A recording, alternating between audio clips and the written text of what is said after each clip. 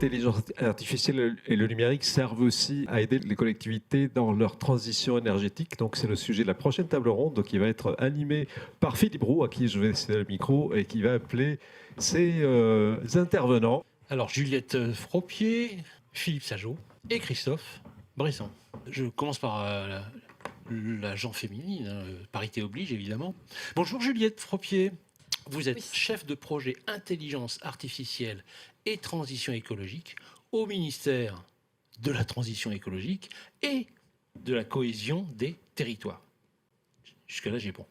Est-ce que vous pourriez préciser pour les naïfs comme moi en quoi concerne votre mission ? Oui, tout à fait. Pour rentrer encore plus dans les précisions, je suis donc dans le pôle ministériel écologie, énergie, territoire, au sein du commissariat général au développement durable, et encore plus précisément dans l'Ecolab, qui est le laboratoire d'innovation du ministère, du pôle ministériel. Et donc dans l'Ecolab, je gère j'anime tous les sujets IA qui lient IA et transition écologique. Donc il y a 2 volets. Il y a d'abord l'animation d'un appel à projet qui s'appelle DIAT. On va en parler dans une seconde. Mais oui. Et donc ça, c'est au service des collectivités pour la transition écologique dans les territoires. Et il y a aussi le volet interministériel, donc défendre le point de vue du ministère de la transition écologique sur les développements de l'IA. Parce qu'il y a l'IA frugale, donc l'IA avec la frugalité des données, la frugalité des puissances de calcul, puisque ChatGPT, c'est un modèle énormément consommateur en ressources, en énergie. Et il y a aussi donc tous les cas d'usage de l'IA au service de la transition écologique qu'on essaye d'identifier et de porter au sein des territoires. Alors, vous avez prononcé l'acronyme DIAT. On a un splendide hashtag DIAT 2023 là-bas. Je pense qu'il est largement temps d'en parler de ce DIAT. Alors, qu'est-ce que c'est que cet animal ? Alors, donc DIAT, c'est l'acronyme pour Démonstrateur d'intelligence artificielle frugale au service de la transition écologique dans les territoires. Il s'agit d'un appel à projet France 2030. Donc il y a un appel à projet qui a débuté en 2022 avec une première vague qui a vu 4 lauréats dont nous avons un représentant ici. Et gardons le suspense. Donc, gardons le suspense. Et donc qui est actuellement à sa 2e vague et donc qui vise à financer dans les collectivités, à n'importe quel niveau, et collectivités et établissements publics territoriaux, donc des projets qui vont utiliser l'IA au service d'un besoin qui a été identifié dans cette collectivité ou cet établissement public territorial. Et donc c'est assez large. On identifie par exemple les consommations énergétiques des bâtiments, la gestion de l'eau, toutes les questions de voirie, identification des îlots de chaleur, etc., etc. On a beaucoup de cas d'usage qui nous remontent. Toute collectivité est capable de candidater ou il y a des critères de sélection, de tri, etc. Toute collectivité est capable de candidater, donc on attend que ce soit des candidatures de consortium, puisqu'on imagine bien qu'une collectivité ne peut pas candidater toute seule sur un projet d'IA. Donc on attend des consortiums avec un chef de file qui soit une collectivité, soit un établissement public territorial, soit un acteur émergent. Et par acteur émergent, on entend entreprise de moins de 12 ans, mais dans ce cas-là, il doit forcément s'associer à une collectivité ou un établissement public territorial, parce qu'effectivement, il faut que ça réponde à un besoin, il faut que ce besoin soit bien identifié, et donc on a besoin que la collectivité participe à part entière dans le projet. Et vous parliez d'une première vague, donc il y a eu combien de dossiers qui ont été remis et combien de lauréats à partir de ces dossiers ? Oui. Donc dans la première vague, c'était une première vague qui a été assez courte et donc pour des questions de timing, on a finalement eu assez peu de projets. Assez court, c'est quoi ? 2 mois. 2 mois, oui, faut y aller. Et donc on a eu 7 projets déposés et parmi ces 7 projets, on a eu 4 projets lauréats et donc pour cette 2e phase qui a ouvert début juin et qui se fermera au 1er décembre, on attend beaucoup plus de projets déposés. Et est-ce que toute collectivité peut déposer ? Oui, effectivement, toute collectivité à tout niveau. On a à la fois des communes et des régions, de la commune à la région, en passant par le département, qui nous sollicitent. Je vais passer la parole maintenant à Philippe. Vous êtes directeur de la ville intelligente, de l'innovation et de la donnée à Noisy-le-Grand. Alors, bonjour. Dissiper le suspense, est-ce que vous êtes l'un des lauréats du Alors DIAT ? Oui, effectivement. Nous sommes un des 4 lauréats. Alors il y avait effectivement 2 mois pour répondre des IAT, mais ce n'était pas tout à fait 2 mois, puisqu'en fait il y a eu d'abord un travail qui nous avait permis de nous préparer pour répondre à l'autre volet qui était le TID. Et ensuite le DIAT est arrivé, et donc on a basculé la candidature. Mais en fait on a mis plus de 7 mois à préparer la candidature. Alors, qu'est-ce qui a fait que votre projet a été lauréat? Alors c'est une bonne question, je pense qu'elle pourrait peut-être plus répondre que moi, mais... Alors, non, quel projet avez-vous proposé? Je réponds à votre question directement. Donc le projet en fait qu'on a présenté, c'était en fait une vision qu'on avait eue au mois de février-mars 2022. Vous savez que c'était le moment où on voyait exploser les factures énergétiques sur la ville de... Parce que c'est fini? Il y a quand même eu un pic. Donc sur la ville de Noisy, on est passé à peu près de 3 à 10 millions sur 2 années, d'une année à l'autre, je veux dire. Et effectivement, dans le cadre de j'y reviendrai probablement après, mais de la démarche de ville intelligente, innovante, durable de Noisy, ce projet arrivait à peu près à ce moment-là. Et on s'est dit, on a déjà fait un certain travail sur la donnée, ça serait bien d'aller plus loin et peut-être de tirer parti de l'IA. On reviendra probablement tout à l'heure sur les cas d'usage potentiels. Et en fait, on avait 2 défis. Le premier défi, c'était effectivement, comme tout le monde, de baisser la consommation et l'impact CO2 des bâtiments de façon rapide, et pas seulement en disant je mets les crèches à 14 degrés, parce que ça ne va pas marcher. Et deuxièmement, il y a le décret tertiaire qui nous impose de réduire à terme de 50% la consommation. Et en fait, le premier schéma directeur de bâtiment nous disait qu'il fallait 80 millions pour y arriver en termes de travaux, sachant qu'au mieux, on va dépenser 2 millions par an. En gros, il nous fallait 40 ans. Autant dire l'éternité. C'est trop. Voilà, donc on s'est dit, est-ce qu'on peut utiliser l'IA dans 2 domaines? Un premier domaine à court terme, où déjà on va récolter les données, les voir en temps réel, voir les alertes. Là, on sait que tout de suite, on va baisser du 10 à 15% la consommation. Et pour aller un petit peu plus loin, on va corréler ça avec les usages et les agendas. Je prends un exemple tout simple. Vous avez 2 gymnases. Un premier qui est occupé toute la journée, qui s'arrête à 17h, et puis un second où en fait il y a une équipe de basket qui régulièrement tous les jeudis vient de 18 à 21h. Mais à partir de midi, il est plus occupé. Et donc ce que fait traditionnellement avec la courbe de chauffe, elle ne va pas détecter ça, et en fait elle va continuer à chauffer les 2 gymnases. Et là l'idée, c'est que des recommandations d'usage aillent au niveau des opérateurs des bâtiments, donc des concierges ou des gens qui gèrent les bâtiments, et de leur dire peut-être que cette équipe de basket, il faut la convaincre, c'est-à-dire qu'on va travailler par adhésion, on ne va pas forcer les gens à faire des choses, les convaincre de basculer dans l'autre gymnase, et on pourra éteindre dès 12 heures. Voilà. Donc ça, c'est un premier cas d'IA, en prenant donc les courbes de chauffe. L'IA, c'était convaincre les gens. Non, ça va être la concertation après, mais je ne pense pas que l'IA nous aide. Il faudra quand même les rencontrer, il faudra discuter, il faudra partager, même si les gens sont aujourd'hui plus sensibles quand même à ce genre de sujet. Et le deuxième cas d'IA, ça va être de trouver le meilleur chemin, je dirais malin, pour prendre un terme français, de rénovation des bâtiments sur 200 bâtiments par rapport à tous les jeux possibles de rénovation et avec un budget fixé sur 6 ans. Voilà. Et qu'est-ce qu'il faut choisir comme meilleur chemin de rénovation qu'on renouvellera tous les trimestres? Par quoi on commence? Par quoi on commence? On renouvelle tous les trimestres le scénario avec, encore une fois, un plan pluriannuel d'investissement de 6 ans.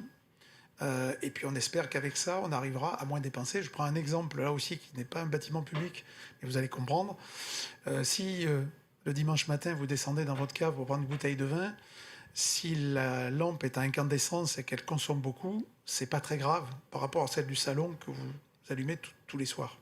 Et donc c'est peut-être pas la peine celle-là de la rénover. Voilà un exemple. Et c'est ce qu'on veut prendre en compte. Ou par exemple un bâtiment qui va changer de nature dans 4 ans. C'est peut-être pas la peine de se ruer sur celui-là. Ou peut-être un bâtiment qui a tellement de déperdition que peut-être lorsqu'on va être à moins de 5 degrés, on le ferme.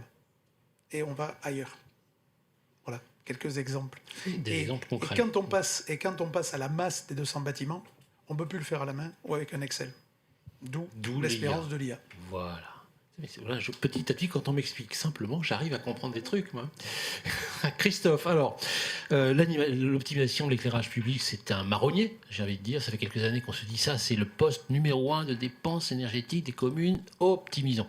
Alors, certaines villes ont déjà commencé. Aujourd'hui, on est dans les IA, les assises de l'IA. Donc, est-ce que l'IA apporte un petit plus par rapport à une optimisation de l'éclairage sans IA? Et si oui, lequel? Il faut dire que l'éclairage public, c'est un marronnier, mais on n'en a jamais autant parlé que depuis 2 ans, à peu près. Aujourd'hui, on est en train de faire le pas le plus simple et le plus grand, puisqu'on rénove l'éclairage public, on bascule d'une technologie des années 70 avec une technologie LED. Les éclairages sodium, c'est bon. Voilà, c'est ces éclairages dorés avec des éclairages LED qui permettent de faire un grand pas, puisqu'on va réduire de entre 60 et 65%. Si on fait déjà 65%, est-ce que les pourcents supplémentaires valent le coup? Ils vont valoir le coup, puisqu'aujourd'hui, comme vous le dites, c'est 35% de la consommation d'énergie d'une ville, à peu près de la facture d'électricité, plus exactement. Donc, ce pas étant fait, il faut aller encore plus loin. Et pour aller plus loin, nous avons différentes solutions. Il y a la connectivité, il y a l'IoT. La data va nous permettre d'aller un petit peu plus loin. Différents types de capteurs nous permettent d'aller plus loin. Mais les derniers pas sont à intégrer. Il ne faut jamais oublier aussi une chose, c'est que l'éclairage public est un service. C'est un service public. Donc on se doit d'avoir le bon éclairement au bon moment, le bon éclairage au bon moment. Et l'IA, dans cet objectif de concilier un maximum d'économie d'énergie ou un minimum de consommation plutôt, tout en conservant un service. Et l'IA va nous appeler une brique qui va nous permettre de passer ce pas, puisque l'éclairage est un service qui permet la sécurité, qui permet aussi aux villes de se développer, d'avoir une vie nocturne. Parce que si on éteint tout, il ne se passe plus rien quand on éteint. Donc ça veut dire que l'IA, dans ce domaine, va nous permettre d'adapter, de réduire encore cette consommation, tout en optimisant l'usage de l'énergie qui nous reste, parce que pour l'instant, il faut encore consommer de l'énergie. Alors, vous êtes directeur de la communication Signify, donc est-ce que vous pourriez nous présenter quelques exemples de clients Signify? Peut-être pas que des grandes collectivités, mais un petit échantillon de... Alors, on a un exemple, on est en train de travailler avec la ville de Suresnes, ou sur un carrefour qui est assez dense, en fait, qui pourrait être accidentogène. La réduction de la consommation d'énergie, soit on programme, mais on sait très bien que les flux, les trafics peuvent évoluer. Donc l'interopérabilité va nous permettre, via l'IA, de calculer, via les caméras notamment de vidéosurveillance, d'optimiser l'éclairage à tout moment de la nuit. Et donc de maintenir un service, un niveau d'éclairement qui va permettre aussi bien aux usagers de la route qu'aux piétons d'être en sécurité. Et c'est globalement, je suis d'accord avec vous, ça ne va pas être 50% d'économie d'énergie, mais les quelques pourcents que l'on réduit encore vont nous permettre d'ajuster la facture et d'investir autrement dans la ville. Et ça préserve la biodiversité, les chauves-souris, les papillons, etc. C'est un cas aussi que nous sommes en train d'étudier avec certaines collectivités, puisque nous avons alors maintenant on appelle des zones grises. Avant on appelait ça on était noir, maintenant on est gris. Donc on est en train d'évoluer. Et nous avons des zones, notamment sur Nantes, où vous avez une espèce très particulière de chauve-souris. Bref, je ne vais pas revenir sur cette biodiversité, mais ça nous permet d'ajuster de par la fréquentation, les mouvements, en fait, les migrations de ces chauves-souris et l'usage, puisque il faut quand même pas oublier que l'humain est quand même présent dans la ville. Il faut trouver un juste équilibre entre la chauve-souris et l'homme. Et l'homme, tout à fait. Et donc, ça va nous permettre d'anticiper et de calculer pour avoir le bon éclairage qui va préserver la faune, mais aussi de permettre aux résidents de pouvoir profiter d'un espace qui est au bord d'une rivière. Alors quand Batman passe à côté d'une caméra, est-ce qu'il est considéré comme un homme ou qu'une chauve-souris? C'est une bonne question. C'est une bonne question. Alors Juliette, parlons d'autre chose. On a parlé beaucoup de thèmes depuis ce matin sur les avantages de l'IA, la gestion de l'eau, la vidéoprotection. On est en train de parler de gestion de l'énergie, d'éclairage. Vous avez une vision plus élevée que les collectivités, vous avez plein de projets qui vous sont passés. Parmi ces sujets de préoccupation, est-ce qu'il y a un hit parade que vous voyez se dessiner, vous? Un hit parade de projets les plus à la mode? Alors oui, alors c'est souvent le contexte qui va déterminer les sujets à la mode. Donc, comme l'a dit Philippe, l'augmentation des prix de l'électricité a fait que sur la première vague, on a eu 2 projets sur 4 qui étaient lauréats, qui étaient sur les consommations énergétiques des bâtiments publics et aussi sur la planification de la rénovation énergétique des bâtiments. Aujourd'hui, on sent qu'il y a un sujet qui monte, c'est le sujet de l'eau, avec les On en sécheresses a parlé ce matin et à c'était répétition, criant. effectivement. Et après, tout sujet qui intéresse la collectivité nous remonte. Voilà, je note l'énergie en première vague, l'eau en deuxième vague, mais on a aussi des choses sur les îlots de chaleur urbains et comment améliorer les stratégies pour replanter, pour désimperméabiliser les villes. Ça, c'est aussi un sujet qui nous remonte. La planification des mobilités, effectivement. La gestion des déchets, qui va être de plus en plus compliquée, notamment avec la gestion du compost bientôt. Donc voilà, on a vraiment un éventail très très très très large de sujets et on veut faire en sorte que les sujets ils n'arrivent pas parce qu'on se dit oh on veut utiliser l'IA, comment faire. Non, il y a un problème, il y a un contexte qui est propre à une collectivité et on se dit ok quels outils on a, et parmi tous les outils qu'on a, il y en a un, c'est l'IA, et qui a des capacités pour répondre à certains besoins. Philippe, vous avez remporté un trophée l'année dernière avec un projet de gestion des bâtiments. Est-ce qu'il y a d'autres projets dans les cartons qui toucheraient, par exemple, la gestion des déchets ou autres? C'est quoi les prochaines étapes? Il faut appuyer sur le bouton, je pense. On va recommencer tactiquement. Je vais prendre, merci, désolé. Oui, donc je ne vais pas recommencer de la session des IAT, parce que je pense qu'il ne me reprendrait pas. Mais oui, alors, il y a quand même, je pense qu'il y a, par rapport à ce qui vient d'être dit, il y a un point de réflexion. Cette ville, on l'appelle comme on veut, mais enfin, quelque part, qui utilise la donnée pour essayer de mieux faire, ou de mieux vivre, ce qu'on essayait de dire hier dans le forum qu'on a fait dans la ville, sur la donnée, il y a quand même une évolution. On voit qu'on est passé de beaucoup de solutions d'optimisation, et on essaye d'aller aujourd'hui vraiment, parce que le sujet un peu de cette table ronde, vers la transition écologique. Et que les thématiques sont parfois plus complexes. Donc, on a parlé d'énergie. Aujourd'hui, par rapport au budget 2024, il y a au moins 3 sujets qui nous intéressent et qu'on a plutôt fléchés dans le budget. Le premier, c'est la propreté locale. Alors, il ne s'agit pas des poubelles, je dirais, la vôtre. Pas les points de collecte. Voilà, mais vraiment les corbeilles de ville. Vous savez, les corbeilles de ville, des fois, c'est juste un sac en plastique quand c'est Vigipirate. Donc, très difficile de savoir si elles sont pleines ou pas en termes de capteurs. Donc, on a travaillé là-dessus cette année. Et l'idée, c'est comment faire pour ne pas mettre des capteurs dans les 900 corbeilles, mais en mettre moins, probablement 150-200 maximum. Avoir un premier algorithme qui va calculer le remplissage de ces corbeilles, même si elles ne sont pas équipées de capteurs, à partir du modèle de la rue, du modèle de remplissage et de connaissances qu'on a, comme on le fait sur la mobilité. C'est expliqué la personne qui était là de cinquantaine tout à l'heure. Et un deuxième algorithme qui fera, pour optimiser finalement les tournées, pour améliorer la propreté visuelle, que ce soit le week-end où il y a moins de gens, ou comme vous le dites, par rapport aux nouvelles contraintes qui vont arriver, sans augmenter le nombre de personnes, puisqu'il y a déjà 3 équipes qui tournent sur ces sujets-là. Du coup, ces équipes, vous n'allez pas les envoyer pour ramasser les corbeilles voilà, vides? on les enverra quand c'est plein, le plus possible, le mieux possible, je dirais, et ne pas les envoyer quand la rue... Bon, ça, c'est un premier sujet. Il y a bien sûr tout ce qui est déchets des cantines, qui est un sujet qui fait beaucoup réfléchir. Je crois que ce matin, l'Algérie en parlait pour la région, et on va le faire là dans un marché d'innovation avec une expérimentation dans le cadre des quartiers métropolitains d'innovation. Et puis, quelque chose où je crois que personne s'y est encore vraiment collé, mais c'est quelque chose qu'on aimerait toucher l'année prochaine, c'est de faire de la prédiction foncière à moyen long terme. Il faut que vous nous expliquiez ça. Et de la prédiction d'enfants. En fait, on travaille, nous, sur un plan pluriannuel d'investissement à 6 ans. Et on veut être capable de savoir si dans 4 ans, il faut ouvrir des écoles ou pas, des classes ou pas, et quel sera le revenu foncier de la ville, plus précisément que ce qu'on fait aujourd'hui, sachant qu'on a une dynamique aujourd'hui de 300 à 700 appartements qui sont livrés chaque année. Et donc, c'est extrêmement difficile. Et à la rentrée 2020, septembre, là, donc 22, on a eu 30% de plus en demande de périscolaire, qu'on n'avait pas vraiment identifié. Parce qu'en fait, quand les gens achètent des appartements, ils ne vous disent pas si les enfants ils sont au CM2 ou au collège.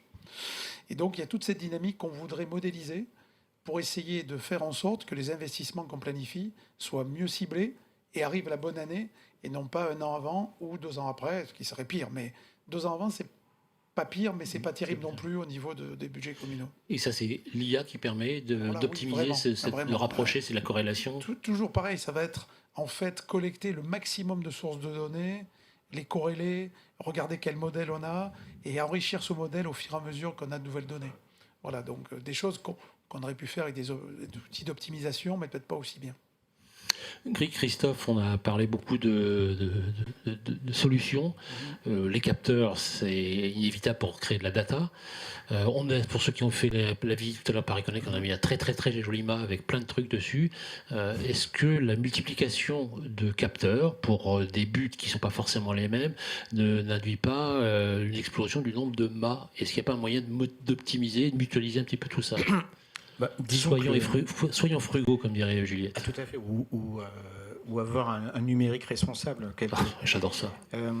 Il est évident que, on l'a démontré pour les personnes qui ont fait la visite de Paris to Connect, en fait, c'est de trouver une bonne infrastructure qui va permettre, une infrastructure numérique qui va permettre de mutualiser l'ensemble des capteurs et surtout la transmission et le stockage des données, puisque on en parlera quand on n'en parle pas, cette table ronde, mais la sécurité des données est aussi un élément essentiel et aussi le respect de la vie privée derrière. Donc la solution, que ce soit en extérieur, en éclairage public, mais aussi dans les bâtiments, puisqu'on y travaille et on a de plus en plus de demandes dans ce cadre-là, c'est véritablement d'utiliser l'infrastructure d'éclairage, qui est très dense, et qui est partout dans les bâtiments, on la trouvera partout, pour justement compiler et créer une infrastructure qui soit numérique, mais qui soit communalisée, et qui permette à chacun, alors que ce soit en open data ou autre, de pouvoir profiter de ces données brutes pour pouvoir les enrichir et pouvoir les traiter dans un second temps via l'intelligence artificielle ou via des algorithmes. Je veux venir, on commence par installer l'éclairage et comme par hasard, il y a déjà un mât, on mutualise avec d'autres capteurs. Non, et l'électricité, ça c'est peut-être plus important. Le solaire ne permet pas encore, mais on va peut-être y arriver. Avec le réchauffement climatique, peut-être qu'il va faire mais pour passer de la data, ça va être un peu limité. Oui, encore faut-il penser en amont, puisqu'on ne peut pas partir d'une infrastructure existante si on n'a pas pensé à demain. Et l'intégration de capteurs et de transmission de données ne peut pas se faire non plus si ça n'a pas été réfléchi en amont.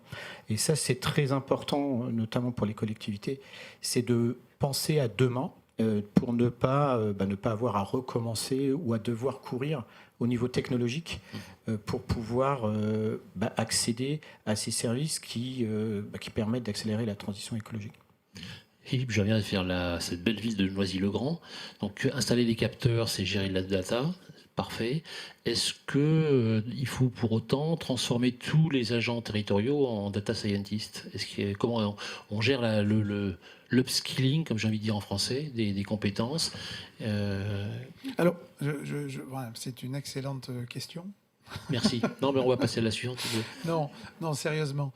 Je pense que la vraie difficulté, et je l'ai vécu dans d'autres rôles que j'ai eus avant, c'est de passer d'un projet, moi j'appelle ça un effet waouh, c'est-à-dire où on fait un démonstrateur sur 2 trucs, à un projet qui en fait rentre vraiment en production et dans l'utilisation du quotidien des agents. Et ça, c'est compliqué. On ne peut pas dire que c'est quelque chose de simple. Et ça veut dire qu'il faut accompagner la recherche de solutions, la construction de projets, de tout un travail vis-à-vis en fait des collaborateurs. Donc évidemment, je suis ici, je représente la ville de Noisy, donc je vais parler de Noisy, mais on ne fait pas les choses, on n'est pas la ville parfaite qui fait tout bien, il y a plein d'initiatives partout, mais je vais vous citer ce qu'on a fait nous. L'année dernière, j'avais animé et créé un truc qui s'appelait Lundi de la donnée, tout simplement, qui était le lundi, on réunissait un certain nombre de gens, un peu un open bar, pour parler de la donnée sous toutes ses formes. Voilà, on a commencé comme ça. D'ailleurs, il y a le DSI Axel Saint-Charles qui est là et qui a contribué avec moi à faire ça. Et petit à petit, on a eu un certain nombre de gens, un noyau qui s'est créé. Et en début d'année, on a fait 2 autres choses. J'ai proposé à des gens qui sont experts du sujet de la ville intelligente de nous rejoindre, 8 à 10 experts, dont la représentante ici de la Banque des Territoires, pour réfléchir avec nous dans des sessions, un peu, que ce soit par visio ou physiquement, sur qu'est-ce qu'on fait, qu'est-ce qu'il faut faire, comment on s'y prend. Et à partir de petits noyaux qui s'étaient créés l'année dernière dans les lundis de la donnée, on a décidé aussi de lancer les ambassadeurs de la donnée. Et donc on a aujourd'hui une trentaine d'agents avec parité, on s'est C'est très bien. focalisé là-dessus, avec des gens qui sont des managers ou pas, mais qui ont cette sensibilité quand même du sujet pour les porter dans les départements et dans la direction, et qui soient un peu notre œil donné dans leurs environnements. Et on les a réunis pour faire la fraise du numérique, parce qu'on va parler de numérique responsable et on a avancé là-dessus. Et hier, on avait fait le forum de la donnée, où hier matin, on avait 80 agents avec des tables rondes, et on a fait restituer ces ambassadeurs de la donnée autour de, bien sûr, le RGPD, le problème de la donnée privée, le problème du risque cyber, et des cas d'usage de la donnée. Et c'est les agents qui en ont parlé eux-mêmes. Et voilà, c'est un travail de longue haleine. Mais effectivement, si vous voulez qu'un projet, aussi bien soit-il, aussi bien travaillé par les sociétés privées et avec la collectivité, soit en fait à la fin utilisé, si vous n'avez pas ce passage-là, il risque d'être mis dans un carton. On n'a pas parlé des citoyens. Est-ce que les citoyens sont embarqués dans ces projets? Et on a évoqué tout à l'heure à la fois la réticence vis-à-vis de l'IA et puis l'espoir, et c'est peut-être générationnel cette réaction-là. Est-ce qu'il y a des opérations concrètes à mener pour embarquer le citoyen dans ce déferlement d'IA? Là aussi, c'est un truc, je pourrais dire oui, bien sûr, tout se passe bien. Enfin, non, c'est extrêmement difficile. C'est extrêmement difficile. Je l'ai connu en tant qu'élu avant, non pas à Noisy, mais ailleurs, où réunir des gens pour parler de technologie, ça marche absolument pas. Les comités de quartier, tout ça, Voilà, non? Non, on avait fait des réunions et on essayait d'avoir les gens, mais en fait, on voit qu'il faut parler du vert, de la transition écologique. Si on leur dit à ce moment-là que le numérique, utilisé intelligemment, est un outil pour aller vers ça, là, ça commence à adhérer. Et pour revenir sur le sujet, actuellement, avec une petite société qui s'appelle Evoluquid, dans le cadre des quartiers métropoles d'innovation de la métropole du Grand Paris, on va aller porter vers les jeunes de l'IA. Alors, vous savez, on peut faire des hackathons, ce genre d'initiative qui permet de réunir des gens et de leur montrer que finalement, c'est pas un gros mot, c'est des trucs qui peuvent servir à quelque chose et finalement faire un peu côté ludique. Donc ça, c'est un premier point qui est important. Mais pour revenir au projet du DIAT, et je pense que c'est un des éléments qui a plu aussi à ceux qui ont lu ce projet, c'est qu'on a dit que, quelles que soient les recommandations qu'il fallait mettre en œuvre dans les bâtiments, on voulait obtenir l'adhésion des utilisateurs. Un peu dans la logique des familles zéro énergie ou zéro déchet, pour ceux qui ont pratiqué. Parce que finalement, les bâtiments du territoire, ils sont au service des habitants. Donc si les habitants ne sont pas d'accord pour qu'on fasse ça, on ne fait pas notre métier qui est de rendre des services aux habitants.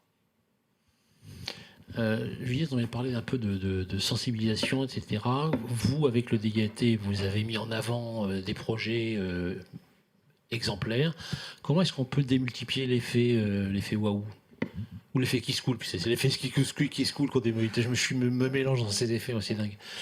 Oui, et juste je veux rebondir sur ce qu'a dit Philippe sur le lien avec la population. Effectivement, là, on finance des projets de démonstrateurs, donc c'est assez expérimental encore, même si on veut que ça s'expérimente en conditions réelles. Donc, on a une volonté au ministère de la Transition écologique, une fois que ces projets seront implémentés, d'aller voir sur le terrain, de parler avec des habitants des territoires qui ont été lauréats pour savoir quels sont leurs ressentis en fait sur ces solutions qui ont été expérimentées et ensuite ainsi un peu construire nous une culture des réactions en fait des citoyens par rapport à ça. Et donc pour parler de l'effet waouh, encore pour revenir sur le D de DIAT, démonstrateur, la volonté donc de ces démonstrateurs, c'est qu'ensuite ils diffusent sur les territoires et servent à d'autres collectivités. Si l'expérimentation elle réussit, si elle prouve sa capacité à faire la transition écologique du territoire, si elle est acceptée de manière assez globale, on pousse pour que ça diffuse et pour ça on veut que nos lauréats soient des ambassadeurs en fait auprès des autres territoires, montrent les solutions et on veut réunir un maximum. Nous donc on organise des webinaires tous les mois dans le cadre de DIAT, mais aussi une fois que la vague sera passée, on ne va pas s'arrêter, on va continuer à réunir les acteurs, à la fois les acteurs publics et les acteurs privés qui ont envie de parler de l'IA pour la transition écologique des territoires. On va faire avec la Banque des Territoires des rencontres entre les lauréats, à la fois TID et DIAT, pour qu'ils puissent échanger sur leurs bonnes pratiques. Et ensuite, on va diffuser ces pitchs, ces bonnes pratiques, ces tables rondes qui vont avoir lieu entre les lauréats auprès de tous pour qu'ils puissent s'en inspirer. Et donc, c'est vraiment cette montée en compétences de territoire à territoire qu'on attend avec le DIAT. Et on va faire cet accompagnement qui sera long, mais on va le faire. Dans votre secteur de l'éclairage, Christophe, est-ce que vous menez également des actions de prosélytisme pour, comme aurait dit Johnny, donner l'envie d'avoir envie aux collectivités qui n'ont pas encore franchi le pas? Oui, si on revient sur la peur, entre guillemets, ou l'acceptation de l'IA, je pense que le plus important, c'est véritablement le service rendu. C'est-à-dire qu'à partir du moment où on a un service rendu qui convient à la population, que l'on a bien sécurisé les données, ça c'est un élément clé et on l'a bien vu sur le projet Pareto Connect, c'est certainement la clé la véritable clé en fait, où il faut rassurer les concitoyens et les usagers. Et ensuite, c'est le service qui va être rendu. Je pense que l'IA dans l'histoire, hormis d'en parler, ça fait peur parce qu'on en parle un peu à tout va et de façon parfois pas très, très intéressante. Ce qui compte, c'est véritablement ce service. C'est le service que l'on va rendre. Et pour ceux qui ont vu, vous avez un service notamment qui permet une aide à la mobilité pour des personnes à mobilité réduite ou qui auraient des problèmes de vue. C'est là où réside l'intérêt. C'est pas le fait qu'on ait utilisé de l'IA derrière. Philippe, ce que disait Christophe me fait penser à la transparence. Est-ce que la transparence des algorithmes est un moyen d'accélérer l'acceptitude de l'IA? Merci. Oui, on a pris quelques parties pris quand on a démarré avec le fait d'avoir un hébergeur français, avec le fait de communiquer, etc. Mais je pense qu'il y a quand même, effectivement, avec l'arrivée de l'IA, et si on considère que ChatGPT a été vu par 71% des Français, et qu'aujourd'hui, si vous tournez le bouton de quelques sources d'informations, on vous dit qu'on va perdre 300 millions d'emplois, ça ne peut pas ne pas faire peur. Et donc, ça veut dire qu'il faut aussi, l'expliquer, et deux, essayer de communiquer au maximum. Et je prends des exemples concrets qu'il faut mettre en œuvre. Je ne dis pas qu'ils sont en œuvre chez nous, mais il faut commencer à les mettre en œuvre. Typiquement, si vous avez une caméra, un capteur, dans la rue, il est peut-être intéressant d'avoir un QR code que quelqu'un va pouvoir flasher pour savoir ce que c'est, qu'est-ce que ça représente, qu'est-ce que ça permet de faire. Et faire en sorte que dans le journal municipal, où on ne parle pas beaucoup de ça, on parle plutôt, la dernière fête des enfants, le mur d'escalade, etc. Et communiquer. La maire la maire de Noisy, qui n'est pas du tout une technophile, a pourtant saisi le sujet de l'IA parce qu'elle a considéré que c'était un changement de société. Et dans la revue du mois de juillet, elle a fait son éditorial sur l'IA, ce qui m'a surpris, à la limite, mais c'est très bien, et parce qu'elle voit bien qu'il faut absolument que les gens s'en saisissent et qu'ils n'en aient pas peur, parce que je crois qu'il y a un article dans Smart City Mag qui dit ceux qui ne vont pas le faire, ils vont perdre, en fait. Et donc, c'est vrai que ça probablement changera des métiers, comme avait changé les métiers, l'automatisation dans les mairies. La première vague d'informatique, c'est il y a 30 ans.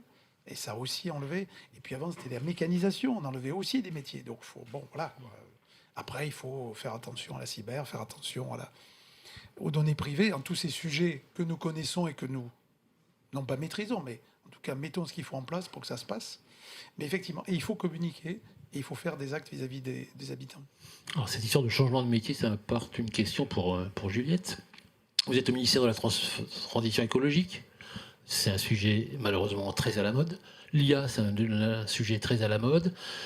On ne sent pas encore qu'il y ait des cursus de formation qui amènent des talents à marier ces deux compétences, ces préoccupations de la transition écologique et de l'IA. Est-ce qu'il n'y a pas quelque chose à faire pour enrichir des cursus de formation pour arriver avec des expertises déjà préformées? Oui. Alors, sur le sujet de l'IA, l'État a énormément investi sur les formations, à hauteur de centaines de millions d'euros. Ils l'ont fait sur les instituts 3IA et ils l'ont refait encore récemment sur ce qu'ils ont appelé IA Cluster, qui va financer à hauteur de 500 millions d'euros des pôles d'excellence en IA.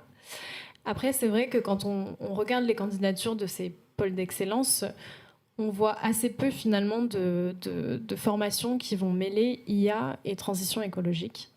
Et ça, c'est quelque chose sur lequel le ministère de la Transition écologique entend apporter un changement, puisqu'on a tout intérêt à ce qu'on ait des personnes qui maîtrisent les deux sujets, déjà parce que ça servirait pour des IAT, pour répondre à nos appels à projets, d'avoir des gens qui sont techniques sur les deux. Après, on voit que les personnes qui se forment à l'IA ont envie de trouver des cas d'usage qui leur apportent du sens. Et on voit donc des personnes, aujourd'hui dans l'État, on voit de plus en plus des gens très, très formés et très bons en data IA qui rejoignent les ministères, qui rejoignent les établissements publics territoriaux ou les collectivités, parce qu'ils ont envie d'apporter du sens à ce qu'ils font. Et donc, on a quand même des compétences qui arrivent, mais c'est encore assez faible.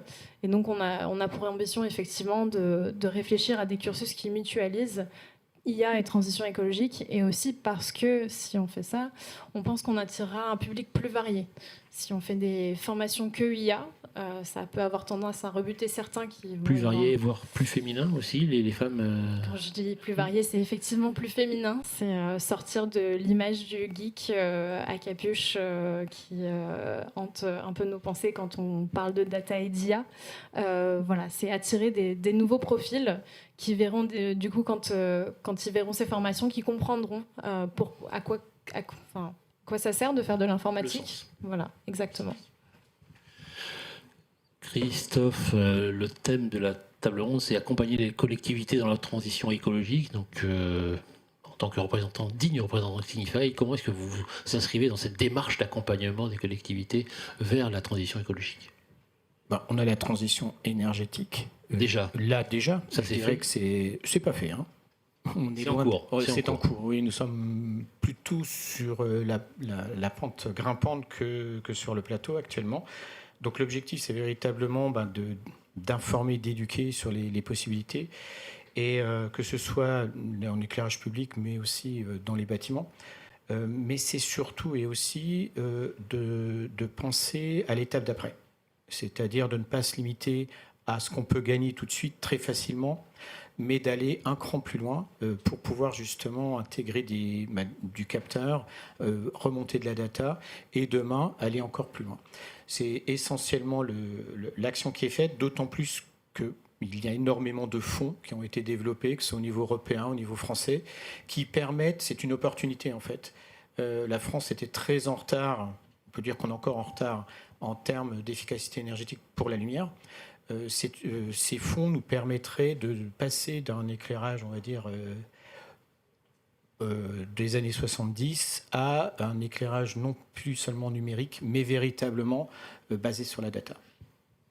Merci, messieurs et dames. On aura peut-être le temps de laisser poser à la salle une petite question ou deux.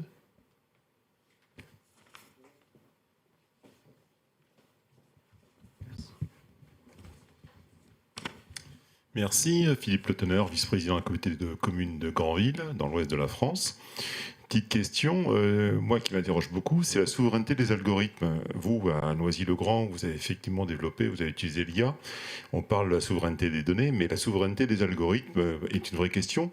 Est-ce que effectivement, vous avez, quand vous utilisez de l'IA, vous utilisez de l'IA avec vos propres services ou vous faites appel à des tiers privés? Et quelle garantie, effectivement, je dirais, vous avez sur les algorithmes qui sont utilisés au niveau de l'IA?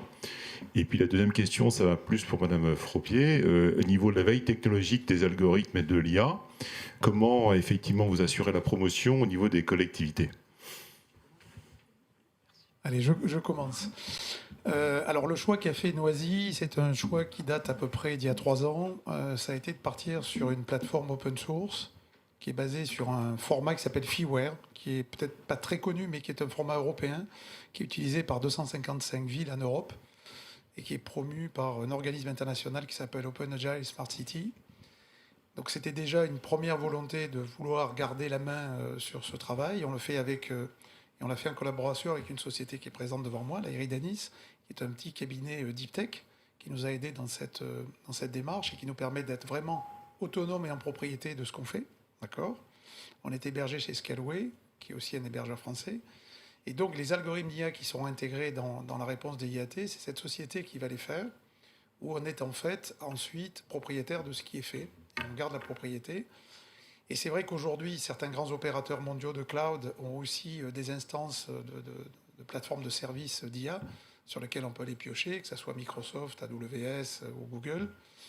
Là, effectivement, il y aura cette question qui se posera, avec toujours, et là aussi je fais référence à mon passé, à un choix, un moment qu'il faut faire entre qu'est-ce qu'on est prêt à céder pour avoir une facilité industrielle, un certain coût, etc. Donc sur Noisy, je vous expliquais le choix qu'on avait fait, c'est celui qu'on va continuer à faire, qui pour le moment nous réussit assez bien dans notre trajectoire, donc il n'y a pas de raison à changer. Donc votre question, c'était sur la veille technologique auprès des collectivités, c'est bien ça? Ok, donc très bonne question. Donc nous, comme je le disais, on organise tous les mois des webinaires où on essaie de rassembler un maximum de collectivités, d'acteurs publics et d'acteurs privés. J'en profite pour faire ma petite pub. Pour le mois d'octobre, ça sera le 17 octobre. Et on aura notamment une présentation à la fois sur les enjeux de cybersécurité dans les projets d'IA des collectivités et ensuite sur les sujets de mesure de l'empreinte environnementale des projets numériques, dont les projets d'IA. Donc deux enjeux assez importants et qui servent aussi à accompagner du coup les candidatures à l'appel à projet des IAT. Donc ça passe par là. Après, effectivement, on peut pas aller voir toutes les collectivités pour leur dire ça en est là, qu'est-ce que vous faites. Nous, si on a des remontées de collectivités qui nous posent des questions, on prend le temps de faire une visio avec eux, de voir quel est leur besoin et d'identifier si nous, on peut les conseiller, les accompagner. On renvoie si on connaît des offreurs de solutions en particulier, enfin très précisément, on peut les renvoyer vers des offreurs de solutions. Mais ça passe par un accompagnement individuel et un accompagnement collectif sur les webinaires. Et après, on a d'autres instances gouvernementales qui font une veille technologique et les collectivités peuvent se renseigner. On a notamment le PEREN qui fait des publications scientifiques assez régulières sur le numérique, pas que sur l'IA, mais qui en a fait une récemment sur l'IA générative qui permet de se documenter et c'est assez bien fait. Juste compléter un sujet par rapport à revenir au DIAT, puisqu'il y a la phase 2 actuellement. Tous ces sujets de souveraineté, de garder la main mise sur les algorithmes, de frugalité, étaient des critères de décision de DIAT. Donc il y a eu quand même une réflexion dans le projet de pouvoir y répondre de façon positive par rapport à d'autres alternatives.